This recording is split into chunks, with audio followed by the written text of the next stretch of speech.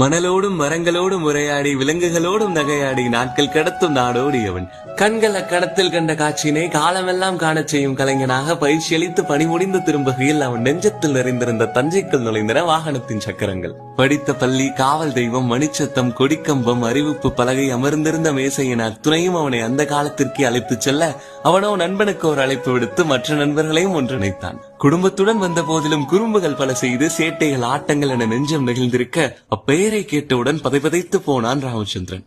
ஜானகி தேவி இரட்டை சடையின் இடைநிலைய மல்லிகையோ கனகாம்பரமோ பாலமாய் அமைந்திருக்க தேனாக இனிக்கும் குரலில் செவிகளுக்கெல்லாம் விருந்தளிக்கும் தேய்பிரையெல்லாம் முழுமதி அவள்.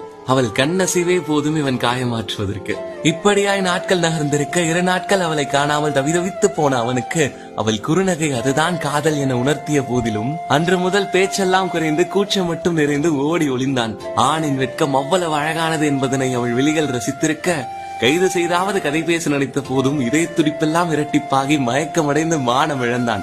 அவள் மீது மையல் கொண்டிருந்த அவன் மீது அவள் மைதளித்து மறந்திராதே என கூறி சென்றாள். அவனோ யாரும் அறியாமல் ஊரை பிரிந்து சென்றதையும் தன்னை மறந்து சென்றதையும் தாள முடியாமல் அவள் மனம் தவித்திருக்க மௌனராகமாய் மாறி போனது அவளது கானம். பின் ஆண்டுகள் பல கழித்து சந்திக்க நேர்ந்த போதிலும் அதே விழிகள், அதே மயக்கம். நினைத்தாலே இனிக்கும் கதைகளை எல்லாம் பேசி நிறைவுக்கு வந்தது நிகழ்ச்சி. இடம் வந்தது என அவளை இறக்கிவிட்ட பின்னரும் அடிக்கூட நகர இயலாமல் அவன் அங்கேயே காத்திருக்க காலம் வழங்கியது ஒரு அழகிய பயணத்தை. ராமின் புத்தகத்தில் திருமணம் இன்னும் திருப்பப்படாத பக்கம் என தெரிந்ததும் திகைத்து போனாள் ஜானு. அவளும் அவனை மறக்க இயலாமல் கல்லூரி காலம் முதல் கல்யாண மேடை வரை அவனது வருகைக்காக ஏங்கி இருந்ததையெல்லாம் சொல்லி முடித்தாள்.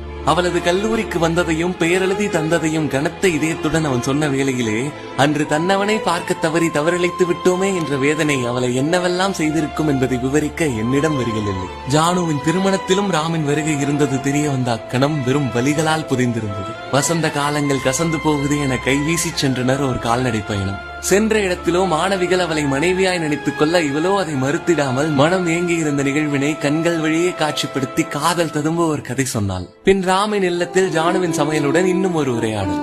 அவன் தவமாய் தவமிருந்து கேட்ட யமுனை ஆற்றிலே பாடல் அவள் குரலினில் ஒலித்திட இருளினில் விளக்கினை தேடி எடுத்து ஓடி வந்து மூச்சிறைக்கு கேட்டு ரசித்தான். பூட்டி வைத்திருந்த நினைவு பெட்டகத்தை திறந்து மைத்தளித்த சட்டை, திருடி வந்த துப்பட்டா என அவன் காதல் சின்னங்களை ஒவ்வொன்றாய் காண்பிக்க காலம் அவர்களை கடைசி நிமிடங்களுக்கு இழுத்துச் சென்றது. இரவங்கு தீவாய் அவர்களை சூழ வலிகளுடன் வழியனுப்பி வைக்க சென்றானவன். மனமெங்கும் பாரத்துடனும் விழியோரும் ஈரத்துடனும் ஜானு பறந்து செல்ல அந்த அழகிய நினைவுகளை மட்டும் சுமந்து கொண்டு மீண்டும் அதே இடத்தில் ராம்.